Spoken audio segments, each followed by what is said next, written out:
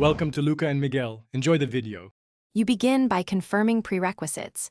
You need Windows 7 with Service Pack 1 and recent security updates, plus a stable internet connection.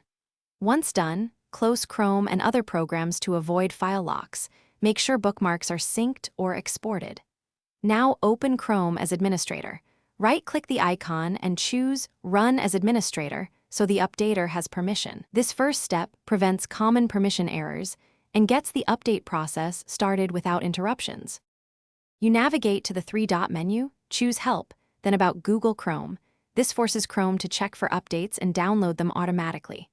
While it downloads, monitor progress and avoid heavy tasks or sleep mode because interrupts can corrupt files.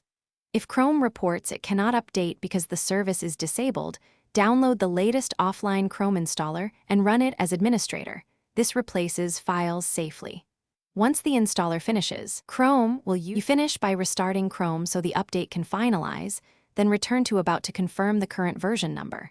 Make sure extensions still work and re-enable sync if you paused it. Check that bookmarks and settings are intact.